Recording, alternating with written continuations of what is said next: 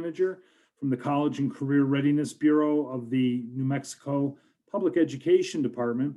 And we'll be getting underway with this next step meeting to support the Summer Enrichment Internship Program in just a couple of minutes. We're going to give a few extra minutes for people to arrive that might be running a little late. Thanks.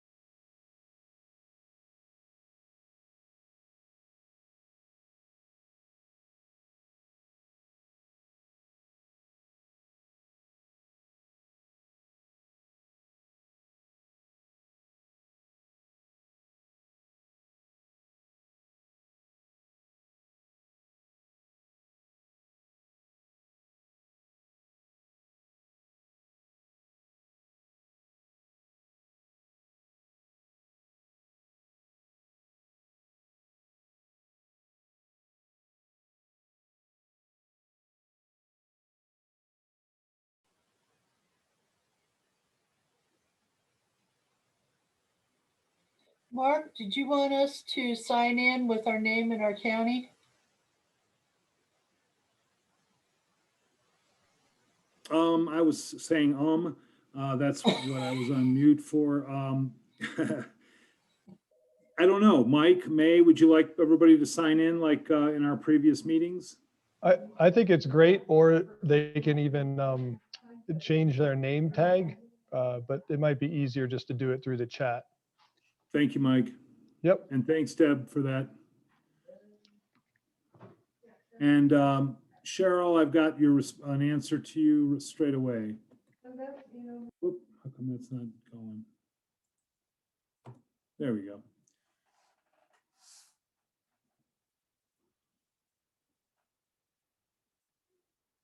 Okay, it's currently 3 minutes after 3, and I think we should get underway. We will be available through the balance of the hour till 4 p.m. and then even beyond if necessary to answer any specific questions that anybody may have about the Summer Enrichment Internship Program that we are engaged in.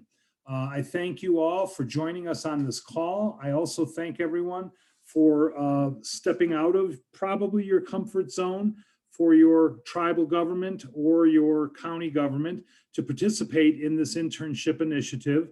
As I just answered in the chat, this is a federal funding initiative and is part of the Recovery Act that passed either most recently or in the year prior. I'm tempted to say in the year prior in 2020, but it was not the initial recovery funding that all the states benefited from, but it is federal funding through and through.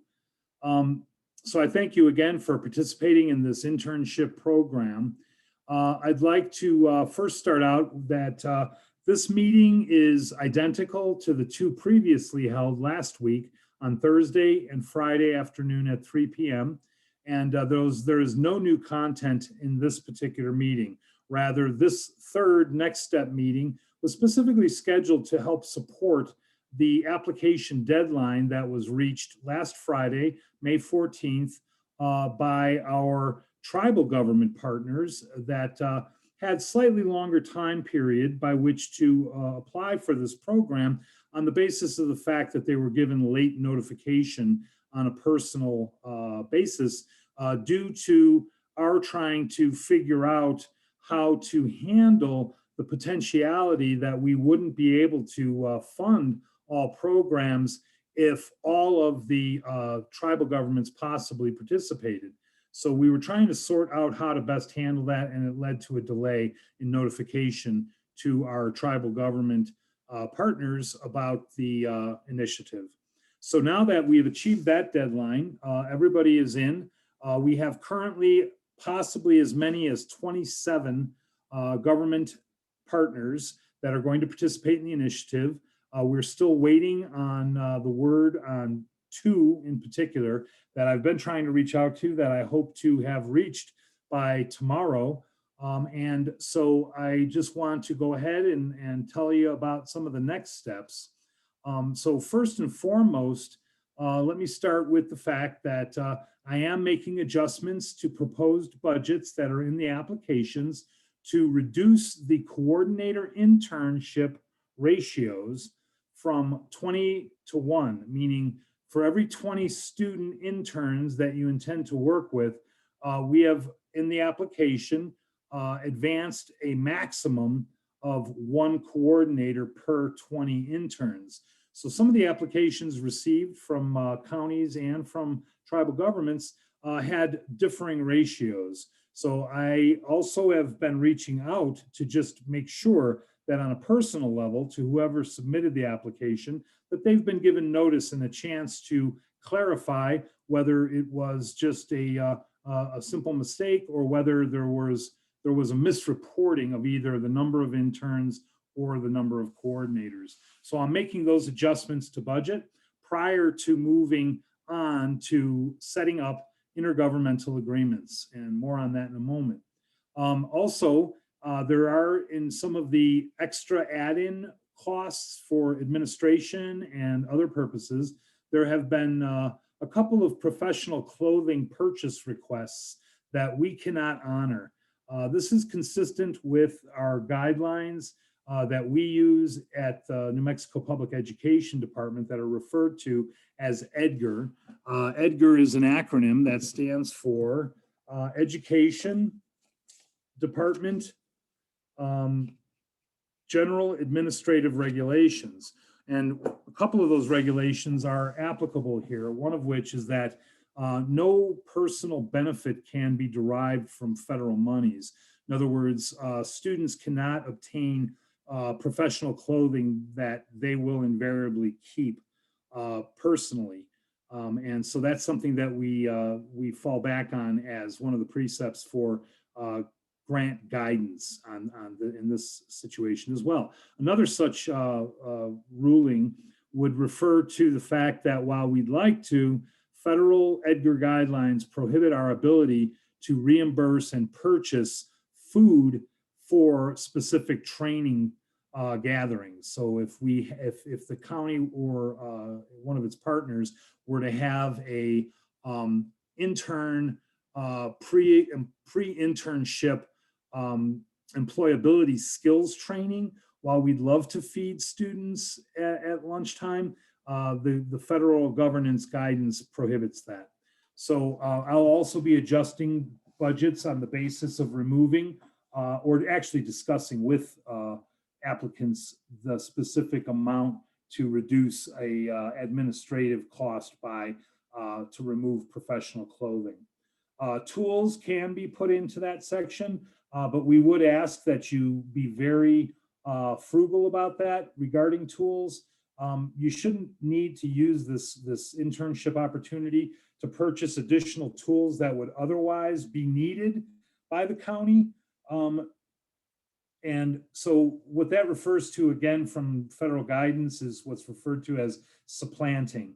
In other words, if in most cases, what we work with, if an educational entity were all customarily purchasing particular items from, say, state monies that are made available to them for the purchase of whatever it might be, the materials for a chemistry laboratory at school.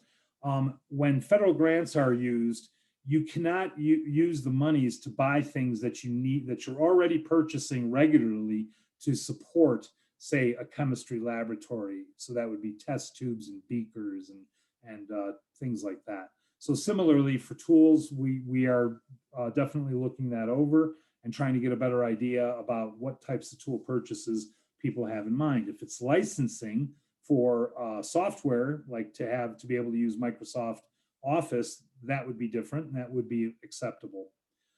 Personal protective equipment, we do understand that we are still just beginning to emerge from the COVID-19 pandemic, and as such that masks may still be required and social distancing may be required within a work environment. So we want to support your need to purchase additional masks to supply interns with, whether it be at your specific site or at a partner site, because we know that the students will likely go through a mask per day. Some may be more diligent about reusing masks, but anyway, so PPE is reimbursable through this initiative. We have sent out an email notification to all of the partners that we received applications from and that were preliminarily approved, pending, again, the revision of the budget proposal that was in your application, and pending the establishment of an intergovernmental agreement and it being sent to you for signature. We're moving as fast as we can on getting the intergovernmental agreements built. It's time consuming, as you might understand. Each one requires custom budget inclusion from your application, and then also considering adjustments that are being made. So we're trying for the bulk by tomorrow, close of business, but please give us into Monday to get the IGAs out to you that have already been signed by our authority. I believe it will be Secretary Stewart from the PED, and then to obtain the proper signatory authority on your side, whether that be the tribal governor, whether that be the county commissioner in some cases, or maybe just the county manager. We'd ask that you look over your numbers, see that they are acceptable, and then if you have any questions or have any need to further discuss the numbers, then come back to us. Reach out to myself or to Dr. Perea or to any of my colleagues whose names are on our outfacing website at the NMPED main website, which is webnew.ped. So we're working on the intergovernmental agreements. Something that we will need also from all of our potential 27 partners is what is referred to as a state of New Mexico vendor ID number for organizations. If your organization has ever conducted any financial business with the state of New Mexico, then your business office should be aware of your New Mexico vendor ID number. It is, to my knowledge, without exception, a 5-digit number that is preceded by leading zeros. So it will be like something on the order of about 4 to 5 leading zeros, and then at the end, a string of 5 digits. For instance, 0000511746. That will be the format of it. There are other numbers associated with New Mexico, most notably the tax and revenue ID number. That is not what we're asking for. That is also referred to, I believe, as a CRS number. We're again looking for a vendor ID number that consists of 5 digits with 4 or 5 leading zeros. If you could send that along to myself via email if you find out what it is, or to any of my colleagues, Christian Naranjo, Jaime Hernandez would be, and Denise Ojeda would be the preference, because we're all in PED, and then also Rebecca Cisneros from Department of Workforce Solutions exclusively. So please send that along to us if you find it. If you don't find it, or if you feel like you do not have one, we will be able to assign one at the outcome of the signature of the intergovernmental agreement. We'll make sure you have vendor ID numbers assigned, because they're necessary in order for us to disperse money to county and tribal government organizations. Lastly, and well, actually, let me take this pause right now to see if there's any questions that anybody has about anything I've spoken to, or just questions in general about the nature of the initiative. You are welcome to unmute yourself and bring them forth in the audio forum, or else you can also enter questions into chat. My colleague, Christian Naranjo, will be monitoring the chat. And if there are questions, he'll bring them up further into the meeting. Okay, let me move forward then and talk about specifically administrative next steps. So in addition to the vendor ID, in addition to the timeline by which we're trying to turn around and issue the intergovernmental agreements for your review, evaluation, and signature, we also want to talk to you about the fact that we have a coordinator role job description up on our outfacing webpage, which Mr. Naranjo can put in the link to that webpage. You will see it very neatly organized, and that is referred to as a coordinator job description. So this will help you to identify the right person or persons to bring on board to support your program in terms of them being the adult leads by which to work and establish relationships with the student interns. So there's a job description for hiring purposes available to you. In addition to that, though, there's also sample internship job descriptions available, as well as an internship application that you can co-opt and use as written to support the applicants for internship positions in this program initiative.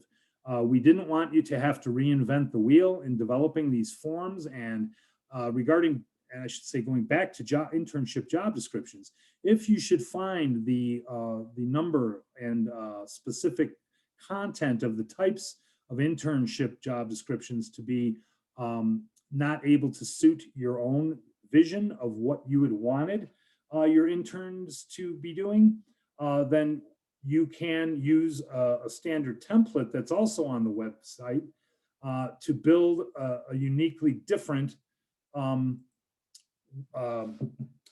job description for interns. If you require, you can also contact us to obtain guidance on the development and changes you wish to make to a job description for the purpose of the internships that you're going to offer. Just a quick word on guidance. We're a relatively small team, and so the ratio of our support to the number of participants we're likely to have is approximately 4 to 1, 4.5 to 1. So please bear with us that we may not be able to provide as much support as we would like in terms of actually taking on some of the heavy lifting of, say, writing a job description. We'd like for you to utilize your coordinator for such purposes when at all possible. In rare occasions, we might be able to help support you with more overt types of hands-on support. But I just want to sort of adjust the expectation that that is one of the reasons why and you'll see it in the job description for the coordinator role, that is one of the reasons why we have set up the initiative in the manner in which it has been, which is to say that we'd like for coordinators to take on early on some of the primary responsibility for administration of the program with internship applications, internship job descriptions, and then to move into the next steps of actually the placements and evaluating applications. But we're available to give guidance for any of the government entities that are our partners, and we're very responsive to calling back and answering our phones. So we are available to everybody out there. In an additional support piece, I'd like now to turn it over to my colleague, Mr. Naranjo, regarding marketing materials that are available to you for advertisement of this program. When I come back later in this meeting, I will speak to timelines and timeframes, but for right now, I'd like Christian to have the floor. All right. Well, thank you, Mark.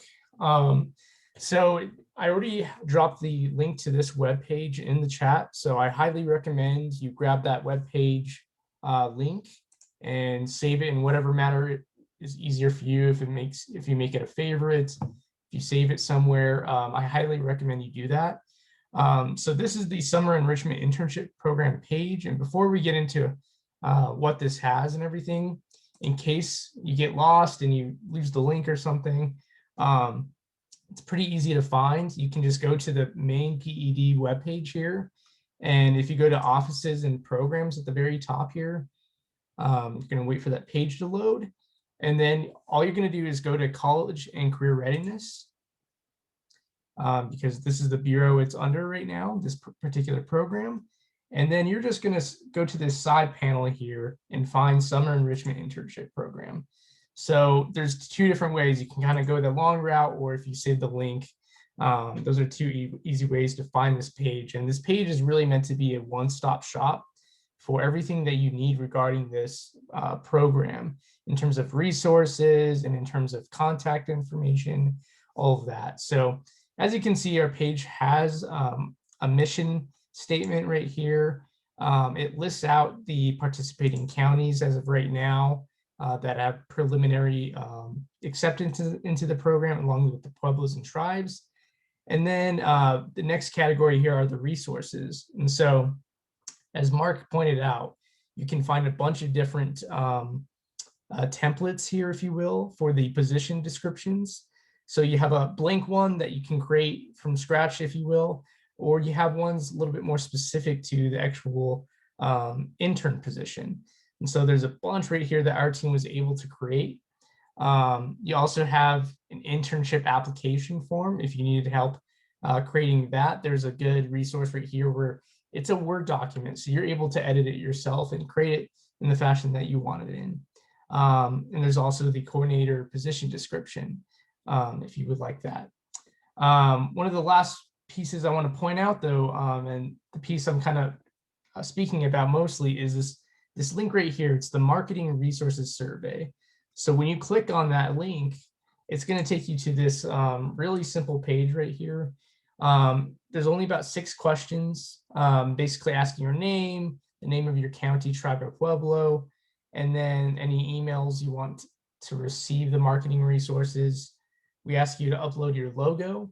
And then last, and the most important part, is to provide a link for people that are interested in becoming a coordinator or an intern to have your application sites ready to go. So you can't fill this out quite yet unless you have these 2 last pieces in place. So I will warn you, you have to make sure you have the application sites ready to go before you fill out this form. And essentially what's going to happen is once you submit this, I'm going to get a notification that you've completed it. And then our team will be able to create your personalized marketing resources, which are a flyer for a coordinator position, a flyer for an intern position, and then some social media graphics if you would like it. They're personalized in the sense they have your logo on it, along with PED's logo, a quick breakdown of the program, and then a link to the actual application site for either the coordinator or the intern position. It is not a requirement that you fill this out or you use these resources. If your county or tribe or pueblo feels comfortable creating your own resources, that is completely fine. This is just a way of us helping you out in case you want to obviously recruit coordinators and interns through social media or through email, whatever it may be. So, and then very quickly at the end here, we're also going to start keeping track of any meetings and important dates that are going to be going on regarding the project. So this is kind of just launching right here. So there's not a lot of information at the moment in terms of what's going to be here. But like I said, this is a one-stop shop in case you want to stay up to date in terms of what meetings are happening. We'll also be sending you emails and all of that. But this is just another avenue where you can find that information. And then you can also, if you have questions, here are all the people in our team that are at the core of our team that you can reach out to with questions via phone call or via email, and we'll do our best to obviously answer, get back to you, and have an answer as quickly as possible. Are there any questions? Okay, I have one. What is the application link on the survey? So the application link I'm referring to is once you have an actual online hub for where interested people can apply to be a coordinator, or they can apply to be an intern under your county or under your tribe or pueblo. That's what the application link I'm talking about. So once you have that in place where people actually have a place to actually apply, that's when you can fill out this marketing survey. All right. Don't see any other questions at the moment. If you do, just put it in the chat. So I'll hand it back off to Mark. Thank you, Christian. I appreciate that. You're giving that thorough update on our materials on the webpage and also the marketing materials available. So I'd like to return briefly to the idea of our support capacity. What I'd like to do now is to turn it over to another colleague, Mike May, and Jose Villarreal to speak on programmatic next steps regarding our planning for operational support, the boot camp meetings that we will encourage, as well as support meetings that we intend to begin very soon. So I'll let Mike and Jose take over on this. Thanks, Mark. So as you all have heard, the resources that Christian and Mark alluded to are things that Jose and our respective teams have been working on putting together for you.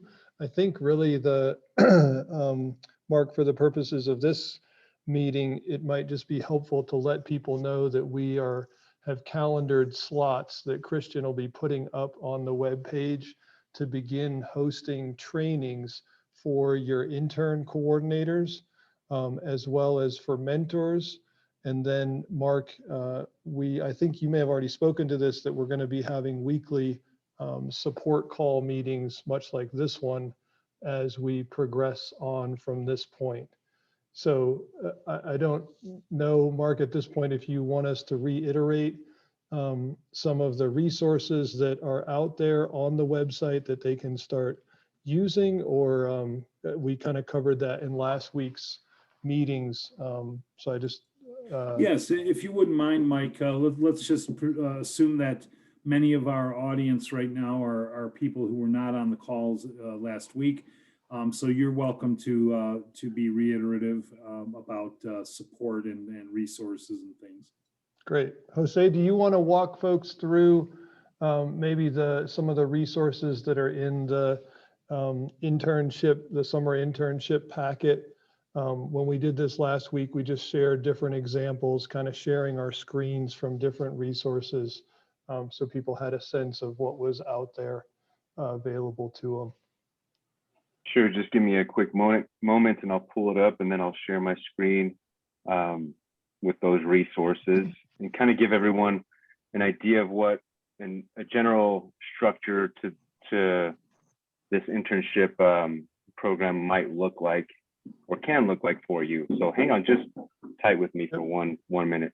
While Jose's pulling that up, everybody, what we've attempted to do is to start to create essentially a library of resources ranging from documentation that you might want to utilize around confidentiality, information, kind of agreement forms that you might want to use for interns. Again, what we've heard from different counties is that some of these types of things are already in place through your HR teams. But again, we have examples there.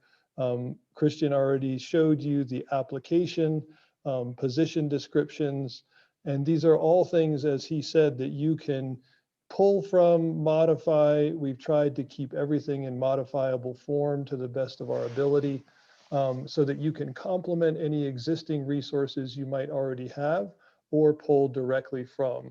And so the document that Jose is going to share with you contains everything from different activities that could be used in initial orientations that we'll be using to help train the intern coordinators that you hire, to give them a sense of what they could do in their weekly cohort check-in meetings with young people, as well as how to orient them before they hit the ground in your different settings.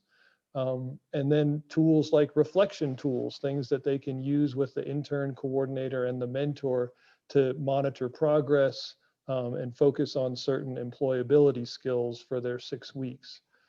So I'll just turn it over to Jose. It looks like you might have something ready to go. Thanks, Mike. Yeah, so I'm going to share my screen and first talk about the PowerPoint curriculum, if you will, for the work-based learning or adult coordinators, which can utilize in many different forms. Let me just share this first and kind of talk through these slides here. And I won't go through the whole slide set perhaps, but let's just look at the first couple of slides. We start out with a video. This slide deck consists of somewhere around 70 slides. And the idea here is to, if you wanted to have, for example, a boot camp where you brought in students and trained them on employability skills and held like a full day or 2-day training on employability skills, which are listed. We have the rules of the internship, but we also have the actual, sorry, this is the wrong branding here, Mark. I apologize about that. We actually have one that's branded with PED, but just for the sake of right now, they include these skills here, and there's basically a few slides for each of these. So time management, professionalism, effective communication, so on and so forth. And then to round out with these 6, this is what we have on this slide deck. And there's an example or an activity that is included in every single one of these. For example, time management has a few slides, talking points, some examples, and then has a video and an activity. Every single one of these has an activity. You can use all of these, or you can select the ones that you want to use. Again, there's a couple of ways you can do this. You can utilize every single one of these and take them through a 2-day boot camp and, have, say, for example, a 3 to 4 hour segment on teaching 3 different skills and doing some activities with students. Or another way you can do it, which is the way that one of the counties is doing, is they are actually taking students through their orientation through the county or tribal governments. And we're introducing these employability skills, and then we're holding them every Monday as a part of the structure of the program.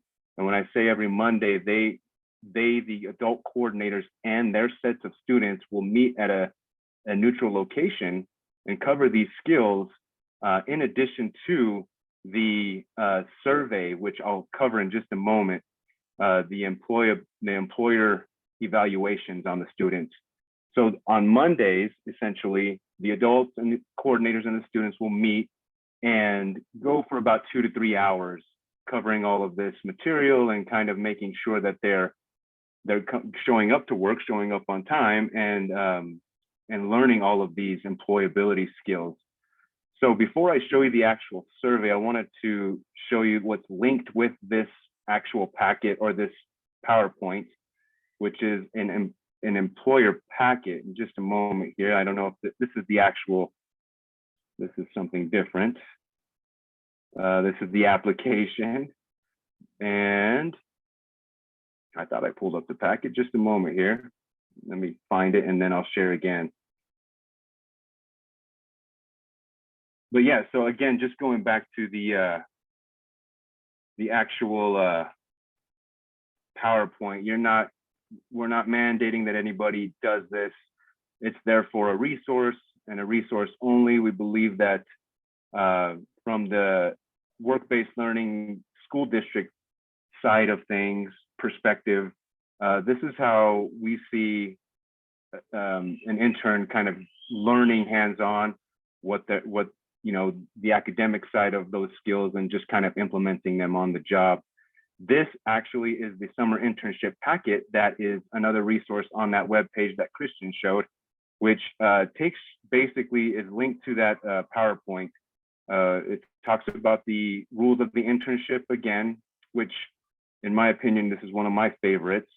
It talks to you about the do's and don'ts of what you should be doing at the internship and not. It talks about the summer process. And this is in a Word format, so you can actually modify this to your liking or your structure. But we have the before, which is attending the summer internships. The during, every Monday, attend deployability workshop with adult coordinator. During 10 to 20 hours at the intern site, 2 to 4 times a week. Doing the time skills or the timesheets and skills grid 2 to 4 times, and the employer evaluation, which we'll look at just in a minute. This also has a job sequence, kind of giving the mentors an idea of how to bring on an intern, if you will, taking them through onboard training, taking them through the observation of doing some job shadowing with different departments, for example. And it just gives you some examples of hands-on when they actually start doing the work, what is expected. And of course, this is just, again, a suggestion. This might change based on what job they have at your county or tribal government. We have some do's and don'ts here. We have the Fair Labor Standard Act hazard occupations for 16 and 17-year-olds, so they cannot be involved or in connection with these bullet points here. And then here's a reflection sheet, which we'll look at the actual survey in a moment, like I keep saying. But this is basically what students can do on a Monday to begin the day with the adult coordinator, which is receiving the mentor scores based on how well they're doing with work habits and attitudes, interpersonal effectiveness, so on and so forth. First of all, they score themselves on 1 to 10, 10 being exceeding expectations. And then they compare the two and they reflect on a couple of questions here. And everything's included in this packet, so they can just receive it on day one and kind of have it as their go-to and showing up on those Mondays, and they can just write in their packet. There's enough sheets here for, I believe, 6 weeks for those. And also kind of scrolling down, this just gives them definitions of the employability skills that they're actually going to cover in the PowerPoint. And then here are the actual student activities, the sheets on this in this internship packet that they could actually do the work on. So basically everything you have on that PowerPoint links to this packet, and they can basically go through this and use this as their working paper on those employability skills days. That said, let me just kind of round that out here and go back to the survey and what that could look like for someone. Oh, in addition to the student activities, the employability or the employer lines of communication, we have this as a template if you wanted to use this. And basically, these are the lines of communication for a mentor. They are to communicate with the adult coordinator first, and the parent or guardian in case of emergency. Students are to definitely connect with both mentor and adult coordinator. So we would collect that information on day one, for example, in the orientation, in addition to the county or tribal government orientation.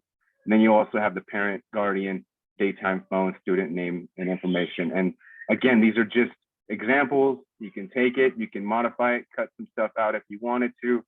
The student training agreement sets the expectation at a very high level for the internships, and students, parents, or guardians sign, intern site supervisors sign. I'm not going to read through all of these. We also have a confidentiality agreement and a ride-along agreement if necessary. And here's the actual student internship timesheet and skills grid. So you can take this and modify it to your liking. But this is basically something that we could use at a county, and we can actually log the hours that they work during a day. They have the mentor initials here, and there's examples of a skill that they learned that day. We're not mandating that students do that, but it's a great reflection piece on what kind of skill they're learning at the job site. And then we have several sheets for that, so they can actually fill that out for the rest of the internship. And there's also some questions for students to ask mentors to explore that career a little more and learn about the industry more. Lastly, just to close out with the survey, I'm going to stop sharing and pull that up really quick here. And if you have any questions on any of those, I'd be happy to answer what any of that might look like for you, or again, just talking about those coordinator trainings.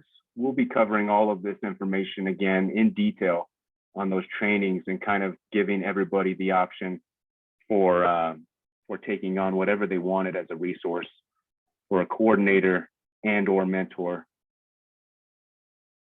So this is an idea of what let me share my screen again. Within the structure of the Mondays at the work or at the neutral site with the students, the adult coordinator, essentially they're going to work Tuesday through Friday, or Tuesdays and Thursdays, or Wednesdays and Fridays, however that might look for your county.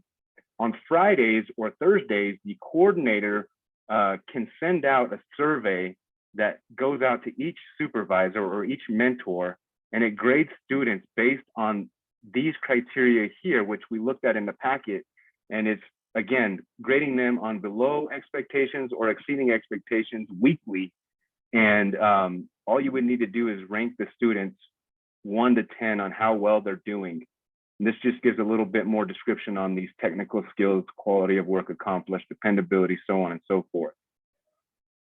So there's an additional comment section. So for example, in our program, work-based learning, that comment section is so valuable that it is used as an accountability tool from our mentors. So for example, if a student doesn't show up or call in, they can say that in the comments, and the adult coordinator can make sure that that is addressed on those Mondays. Or say, for example, the student is on the phone and they're not paying attention, they can kind of write that in the comments, additional comment section. So it's an extremely valuable tool for a great learning lesson on a Monday, for example, for a student to talk with that adult coordinator, or the adult coordinator to kind of talk to the class as a whole and say, how do we address this as a class?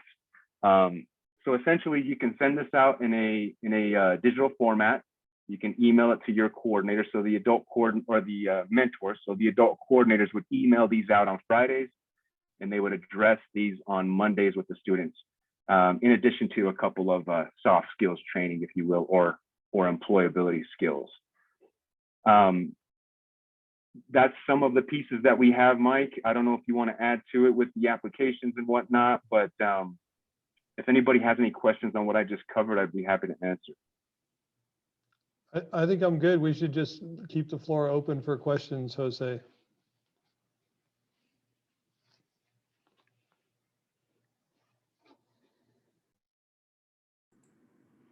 Okay, thank you, Jose. Thank you, Mike. Mark, Again, maybe just to address, there were a couple questions in the chat. So what Jose just walked you through and other resources are already uploaded on the website that Christian put in the chat. So you can go to that PED site and start perusing those documents at your leisure, and should be able to access all of those. And Mark, we have a couple other questions that are a little bit earlier in the chat. If you don't mind, if I share my screen and we can get to those. yeah, let's take on some of the questions. Okay.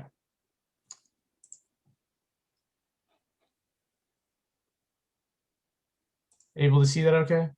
I can. Okay. So first question, will we jeopardize funding if we start recruitment before the Board of County Commissioners has a chance to sign the agreement? Our next meeting, the commissioners can approve the agreement, is June 9th. Cheryl Allen, Torrance County Grants Manager. Well, Cheryl, no, you will not jeopardize funding and in any way if you start recruitment before the Board of County Commissioners reviews and hopefully signs the agreement.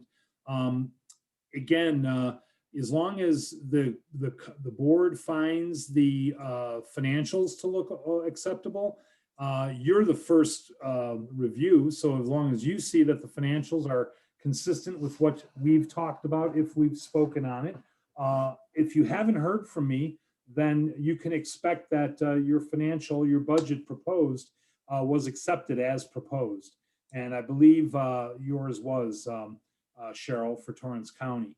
So no, you will not jeopardize funding in any way if you begin recruitment before the Board of County Commissioners signs their agreement. Second question, will you be requiring responses or copies of the application we receive from student and adult applicants? That's from Rosemary Rayano at the Santo Domingo Pueblo. So that's a great question because I have not mentioned anything about this next piece to date in any of the meetings I've chaired. So we are currently looking to broker an agreement with a third party that would require or request, really, to be more accurate, that would request all of the internship, all the interns really, to go to a third party site and register for the site so that we can take in that information of who the interns are as New Mexico's youth. The third party that I'm referring to, I won't get into the detail right now, but next week we should have a sense of whether they're going to be retained. And then I can also showcase exactly what the nature of their involvement will look like. But it's basically, for what it's worth, to use these terms, it's very much of a public relations kind of interface. So we would ask the students to register with the third party with on their application, which would be available with smartphones and with computers. And then we would be able to also ask for releases, possibly for this team to come out and photograph interns in action, if you will, at all of our sites. And then we would be able to share out this result, this display on the internet and in other ways, possibly on the PED website. So more on that later. So we'd like you to retain copies of the application that you receive from students and adult applicants, at least for a period of time early on. So for the first few weeks. And then we can revisit this, whether they need to be retained or whether we would like them for our records. But again, if we hire this third-party contractor in to handle this public relations piece, then there wouldn't probably be a need for us to retain any type of a paper application. Third question, can you clarify if 100% of the work by interns is to be performed in person, or can some remote work be completed? This is from Bianca Sopaci in Santa Fe. Sorry if I didn't pronounce your name properly. So Bianca, yes, I can clarify that. We would not want for the internships to be conducted on an exclusively virtual basis. So on the flip side of that, though, we don't expect that the necessity of having the internships conducted 100% in person. However, if there has to be a percentage allocation to that which would be virtual versus that which would be in person, we would want the lion's share of the internship to be in person, which by lion's share, I mean 60% to 40% or greater.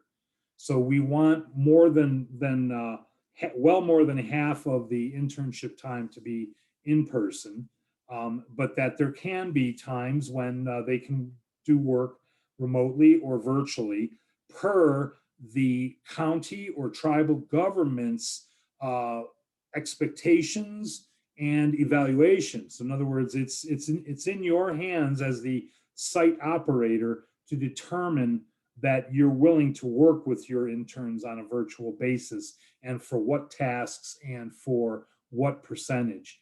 And we'd like to be in the loop on that you can basically share out with us at some point and say, well, we've conducted about 20% of the meet time, which is a total of, again, 20 hours times 6 weeks. So that would be 120 intern hours, that we've conducted about 20% of that, or what would be 24 hours total on a virtual basis. Hey, that's fine. Thanks for letting us know.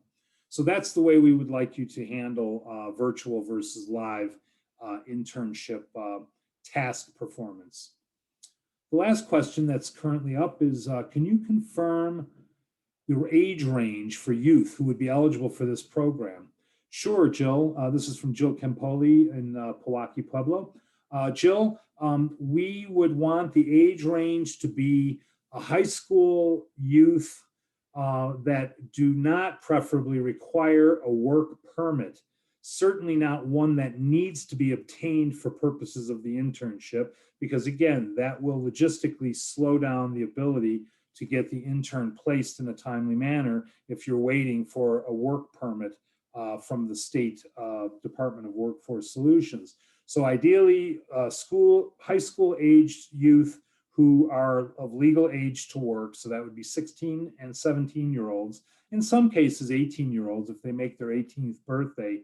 I'm not sure if that's possible, but if you're looking to bring interns in that were part of the class of 2021, the most recent senior graduating class, that is acceptable.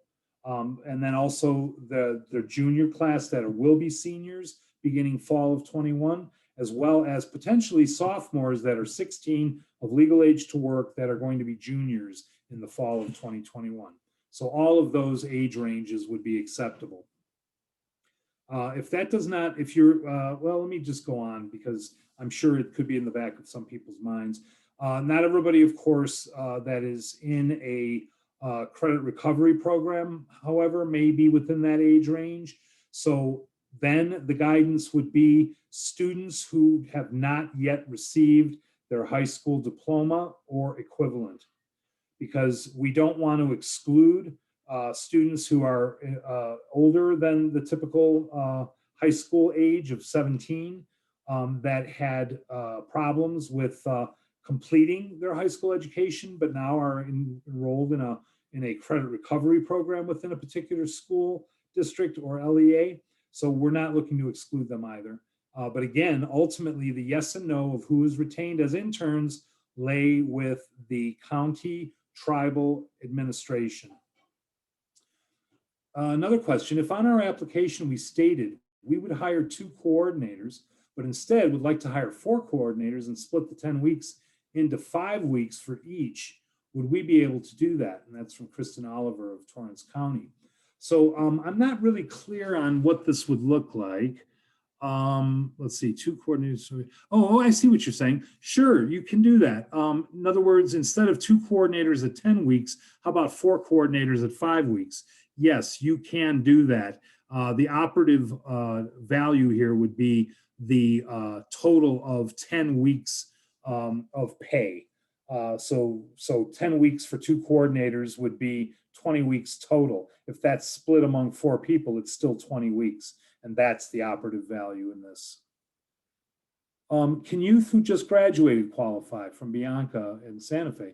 Yes, again, any students who were members of the cohort of the class of 2021 are eligible for this program, as well as future cohorts. So that could also be, of course, students in the class of 2022, 2023, that are also of outside of typical high school age if they're actively currently enrolled in a credit recovery program that will lead to a high school diploma or general equivalency diploma, New Mexico high school diploma within those timeframes.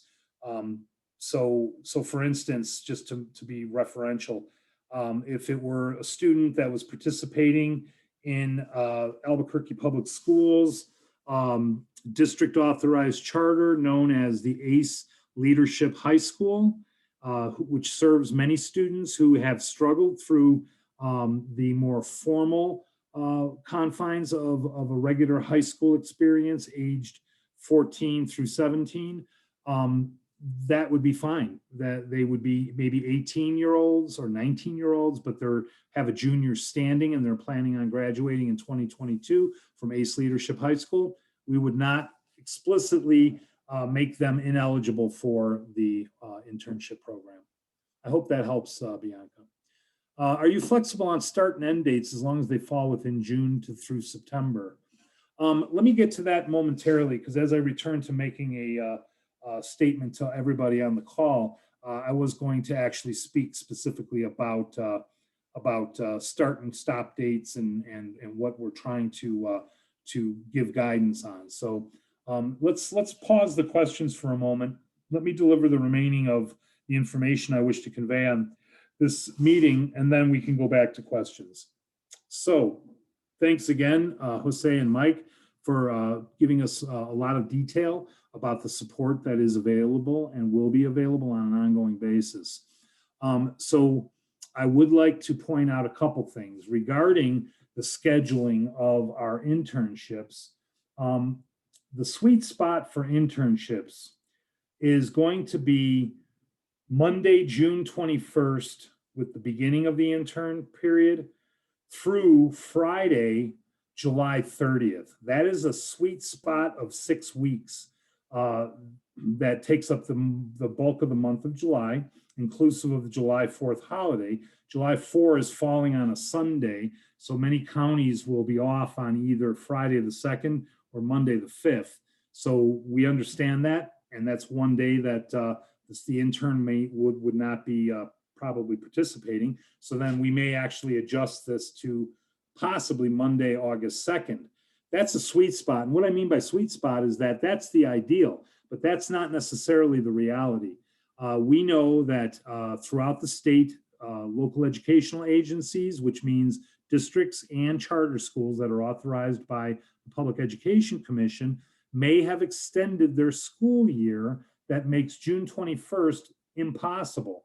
Because if the student is going right up until maybe the 18th of June, which I think would be very exceptional, then the 21st may be out of the question. If that's the case, then this can be moved forward a week to begin the 28th of June through August 6th.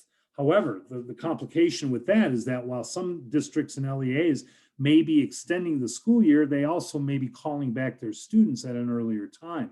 If necessary, the internship period of 6 weeks could be shortened down if by necessity that is required to permit the students' ability to participate in their primary priority, which is attending school and completing their high school goals. So that's what this is about. This is an adjunct program to support students through the summer for 6 weeks to put some money in their pockets to give them a career exploration experience that's better than something they would just get, say, on the internet or online, and basically help them to recognize that completing high school is an essential first step towards all other career aspirations. So we want to be very sensitive to the fact that we want to prioritize school participation and attendance first, and that we would work the program parameters around that as the primary, again, priority. So that's our sweet spot. We are intending with our supports to be able to work with the sweet spot. So we have next week, which is the 24th through the 28th of May. Oops, check that. I'm looking at June, I think. Wait a minute. This is a poor calendar. I'm sorry. Yes, May 24th is next Monday, and through the 28th of May, we have that week where we will be hosting a Next Steps 2 call that will get more into the weeds on specifically when we would like to begin scheduling some of the activities that are going to be supporting the program. Also, I'd like to give update next week on where we're at with intergovernmental agreements, and basically that we've hopefully by the time we have the meeting that we will have them all out, and just to check in and make sure everybody's received an IGA, that we're getting it into the hands of the right people. And then the following week, which is May 31st through June 4th, that's another week that we have available by which to begin to check in and assemble any of the coordinator rosters that you're developing, in terms of especially our larger partners that are looking to bring on 7 and more coordinators. We will be hosting meetings again that week of May 31st through June 4th to support specifically difficulties and complications you may be experiencing in getting up to staffing, full staffing level. Then we also have the weeks of June 7th through the 11th and June 14th through the 18th, in which to train trainers and take care of a lot of the pre-employment, or if you will, employability skills training sessions, and make sure that that is all going according to plan and is underway. So we have, I'm not going to describe it as a luxury, but yet we have approximately a month of business weeks in which to work towards actually bringing interns onto their sites on the 21st of June.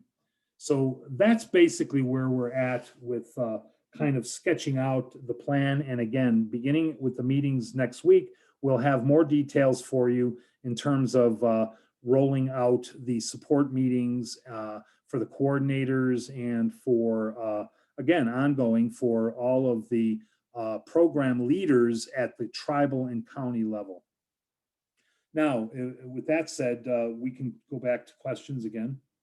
It's currently right on the 4 o'clock hour. So thank you again for attending if you must leave, but we'll be able to take more questions, and we'll hang on here for at least another 15 or 20 minutes. Okay, so back up to, are you flexible on start and end dates as long as they fall within June through September? Again, everything I've said, I think answers that sufficiently. September is probably too far out because I think in New Mexico, most schools are already back in session. And again, school is the #1 priority. We would not want students skipping school for purposes of participating in this internship initiative. So please be very cognizant of the resume dates for that, for all students return to high school. If we forego the coordinator salary, since the role of a coordinator will be absorbed by a county employee, can we use the coordinator funding to purchase shirts for the students? That's from Donna Casados at Los Alamos County. I'd really have to discourage the purchase of specifically personal items with federal funds. I know it seems innocent enough and it seems like a good idea, and I think it is. However, again, you know, if it's something that the county could see clear to purchase from operational funds, you know, I don't think it would cost a whole lot of money, but I know it would be probably around $500 to $700, depending on how many interns you've got and the quality of the clothing. But yeah, I would discourage you from using the coordinator funding instead to purchase personal items for the students. And I forget what that's called when you purchase, like, you know, like something that says Los Alamos County Internship Program. It's bling, is that what they call it? I don't know, but anyway, yeah, the answer to that, Donna, unfortunately, is no. Some seniors have completed school and graduated. However, will the dates you provided will be a start date for the high school graduates?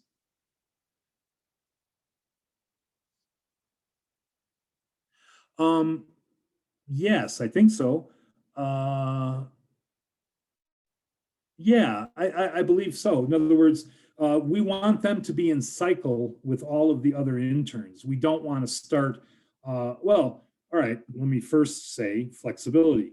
If you see clear to want to start interns sooner rather than later because of their availability, and if you can deliver pre-employability skills training to them and complete their internship applications and get all of your ducks in a row for one small group of graduates and launch them before you launch the rest of the cohort, yes, you can do that. We're not going to make a specific prohibition on that, but it might be easier unless you've got like 600 or 400 or 300 interns. It might make sense to just go ahead and just group them in with on the same timing as all of your interns. If that's an insufficient answer, if you have some additional questions on that, Denise, just please let us know, and you can talk to us here in just a moment. Lastly, could programs start before the June 21st date? Could the students work full-time for 3 weeks so that their experience and hours are equivalent in the case of a shortened program?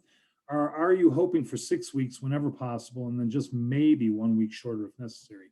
Yeah, I think you answered your own questions in the formulation of your question. Yes, programs can start before the June 21st date, as I just explained in response to Denise's question. Full-time for 3 weeks, I would strongly discourage that. I think that puts a lot of pressure and probably introduces the prospect of a lot of idle time where the student will not be able to be fully engaged across a 8-hour internship time frame. And we would like to reduce the amount of idle time in the student's experience of the program.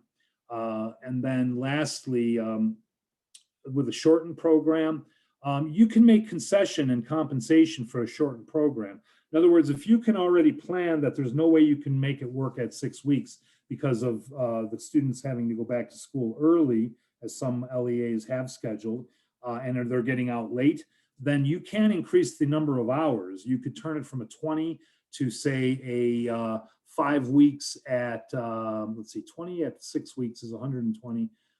Pardon my challenge with math, basic math even. So that would be 25 times 5 would be 125. That'd be too many. So it'd be like something like 5 weeks at 23.5 hours per week or some decimal. So yes, that is viable. But if you're looking at that as a reality, would you please check in with us so that we can talk it over and we can kind of help you work through that. And then we also will be on the same page with you. The biggest thing we're worried about regarding customization and making special arrangements is just that we want the transparency to the public, since this is public funds, to be readily available. In other words, we don't want any, some people are doing it this way and these people are doing it this way, but we don't know what these folks are doing, nor those folks. We just want transparency, which is why we ask that you just please include us in your planning as you are available to check in with us. And again, we're going to give ample opportunity for you to do that. What is the timeline for paying student interns? Every 2 weeks, every 4 weeks? Are there specific dates for payroll disbursements? Are they completing timesheets daily? Is that determined by each county's HR policies? So again, this is very much of a boots on the ground kind of decision. I would expect, depending on how the student intern is added to payroll, and the coordinators for that matter, there's been some discussion at government level, tribal and county, that rather than adding them as a paid employee, a permanent employee status, that there may be some situations where they may be interested in trying to treat them more as a, I don't know what the right word is, like a 1098, like an honorarium or a disbursement to somebody that it's not taxed.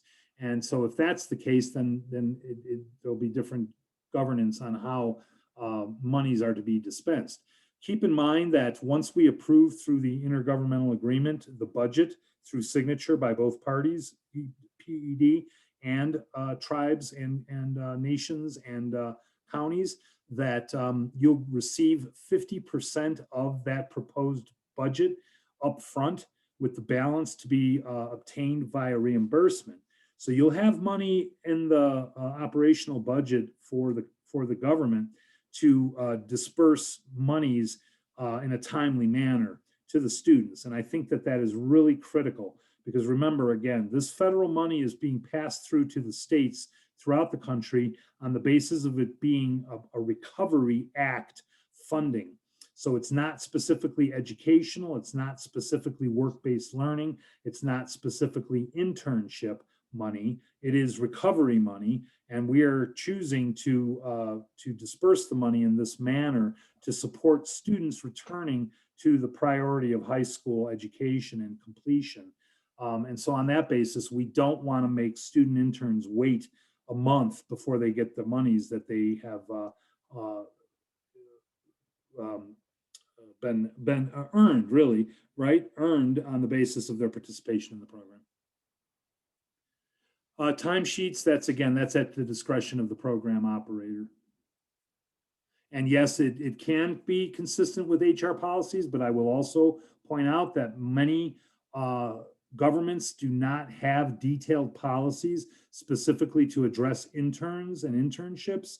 Might be a good opportunity, a good time to review policies and possibly develop policies to cover for future participation in a program such as this.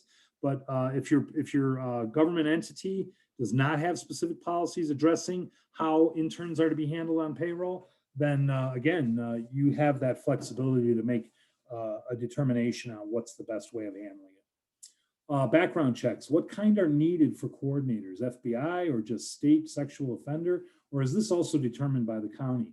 Yeah, it very much is in the hands of the county. That's why we encouraged very early on that background checks could be assumed as having been performed if the coordinators retained our local educational agency staff and faculty members. They, as a regular part of their protocol, the schools are required to do background checks and update them on a regular interval. And so you would basically then forego the problem of having to do background checks if you retain coordinators who are employed by your local educational agencies, in your case, Bianca, Santa Fe Public Schools, and the numerous charters that you have in and around Santa Fe. Those would be people to reach out to see if they have people interested. And regarding the type of background check, that again is at the discretion of the government entity performing the background check. It does not have to be FBI. State sexual offender would be adequate. And then another word on background checks. I had been pursuing internally whether or not PED could perform background checks through our licensure bureau. And I did get a response back. And the response is that PED has to be removed from releasing the specific results of the background check to another government entity, or any entity for that matter, a private company for that matter. So what that is going to require is an additional logistical step. So yes, we could possibly run a background check on behalf of a county or tribal government, but then we are going to have to have that person subject to the background check to sign a release for the background check results to be released back to the tribe, nation, or government. So we can support background checks in a limited way, but it's going to require a little bit of a tangle in terms of making sure that we have legal releases on file. And we probably already have the specific release, which just again means that it'll be another form that will have to be signed by the applicant and then scanned and or sent back electronically to my bureau, to myself, or to my colleagues. Okay, so I hope that I've answered most of those questions adequately. We can now take any open questions from the group in the audio, where if you just have questions you want to ask, we can, I think Christian, as the host, I believe you can unmute everybody. And yeah, everyone should be able to unmute themselves if they have a question. Oh, good. Okay, very good. So we'll be on for another, well, it's 4:15. We'll stay on for a few more minutes here. But thank you again for joining this call. I am hoping to update our contact list so that we're getting these invites into the hands of the right people at each of the locations. I see some unfamiliar names to me anyway. Cecilia Shields, I don't know you. And if you would, please reach out to us and give us your email if you'd like to be added to the email listserv. Tara, I know who you are now. Denise, I have a sort of familiarity. I believe I saw your name on an application. Jill, I know who you are from our earlier contact as of either today or yesterday. Kristen Oliver, I don't know that I have great familiarity with who you are. But again, please send us your email addresses so that we can add you to the list to make sure that you're getting these invitations and any other communications from PED in support of this internship program. I thank you all again for joining us for this call and look forward to being with you again next week. I have a question. Sure. This is Denise Thomas from the Navajo Nation. Hi, Denise. Hello, good afternoon. I am the department manager for Office of Dene Youth. We're youth services / Boys and Girls Club. I did apply for this, and does this mean that we've been accepted and that we will be receiving an award? Yes, it does, Denise. Again, just give us a little bit of time to turn around your application, which came in on Friday. The Okay. biggest thing is that actually I needed to reach out to you. And I'm glad that you're on the call because I don't want to share your business across this Okay. call, but well, why don't we get on the phone right after this? Okay. And we can talk over the questions I had regarding your application, finalize it, and then I can get to an intergovernmental agreement between the Public Education Department and the Navajo Nation. Okay. What is the number that you want me to call? Sure. Please call me at 505 Okay. 490 Okay. 7804. Okay. I will do that as soon as we get off. Okay. Okay. All right. Thank Thank you, you. Denise. Uh-huh.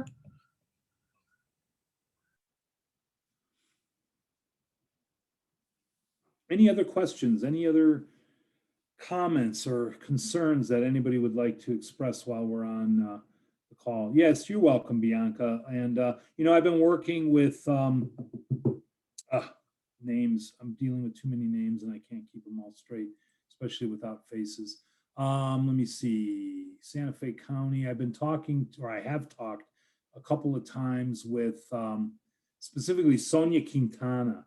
No, Sarah. Yeah, I've also had some contact with Sarah, but Sonia has been the main driver of the application, and I've asked her and Sarah to communicate, as well as Bernadette at the City of Santa Fe.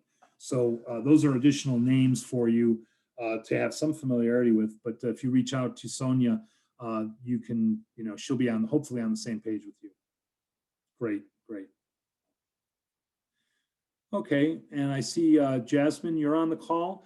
Jasmine, I tried to did I call you? I think I did. I think I called you earlier today, and I can't remember if I got your voicemail or not. Anyway, I would be interested in speaking with you as well regarding our last conversation and the outcome of whether you've had any success in reaching out to partners within the larger county around, well, actually not so much the county, but just partners around the village of Ruidoso. So if you're available for a call, or if you don't mind just saying yes or no, we can take care of it here on this call. Yeah, so I have not had any success locating any partners that are interested in participating. We have been kind of busy over here, so I haven't reached out to too many, but the few that I have were not able to participate.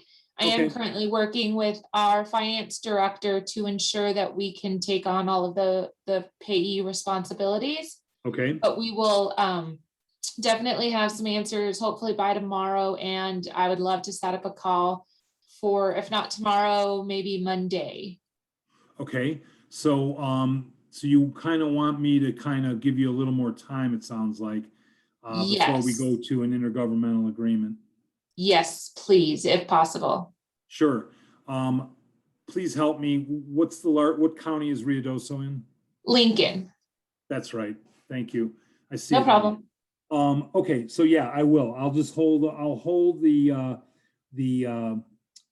intergovernmental agreement until we get confirmation from you. Thank you, Jasmine. Perfect. Awesome. Thank you so much, Mark. Yep.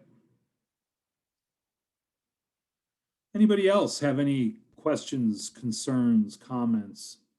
This is Cheryl Allen from Torrance County. I just wanted to let you all know that the county is really on board with this project. The commissioners were very excited. We're getting Kristen Olivers, our HR director. She's been reaching out to the schools and various partners, and we're getting lots of people committed to the program. That is excellent, Cheryl. I love the sound in your voice. It's enthusiastic. It's very positive, and yeah, I appreciate that comment. And again, like I've said before, and everybody else has reiterated, we're here to support you. So please feel free to reach out to us if you have any questions or concerns or difficulties or problems. We will definitely be responsive to trying to help you overcome. And I see Kristen Oliver was the person who submitted. And I think it's because your application was pretty close to perfect that I just didn't have to spend much time with it. So anyway, I'm going to add you in, Kristen, as another contact I'm sorry, Cheryl, we'll add you in as another contact so that we have you as well as Kristen. Yeah, I Okay. just added Cheryl to the list. You did? Thank you for that, Christian. Yeah, appreciate that. I have just one more question about our county is still struggling to figure out how to do all the financial disbursements and just moving the money piece. So there's still some interest in whether or not the mentorship sites could potentially pay out for like the coordinators. For instance, if a mentorship site has a full 20 interns, and so they have a coordinator assigned to them. Yeah, Is the it answer- possible to subcontract out for stuff Yes. like that? Okay. Yes, it is. I think personally that may engender more complications and even more difficulty than just doing it in-house, but that's your call. And yes, so you can take the monies we get from the county and you can dispense them to a partner for them to do the specific dispensation to the student interns. But one caveat is that when we call in the money, say September, October timeframe, I'm not sure when we're going to call in all the books. But at that time, you will have to have completely rectified your accounts with the subcontractor so that, again, that they're not waiting for money from you when you clear your books with us. Does that make sense? You understand what I'm saying? I think what you're saying is that in order to get the reimbursement,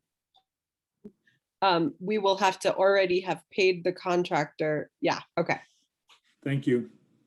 perfect, thank you. We'll hang on for another few minutes till 4:30.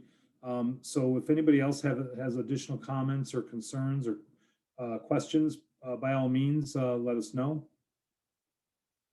No problem. Yep, that's what we're trying to do. See you, Bianca.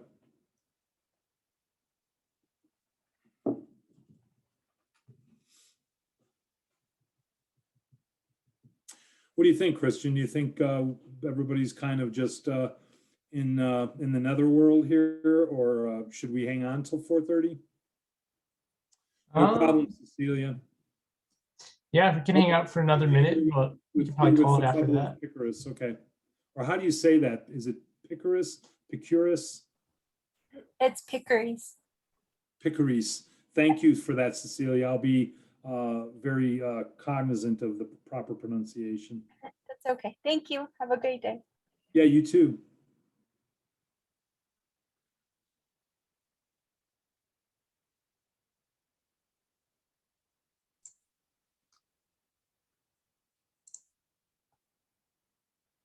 All right, that might be it, I guess.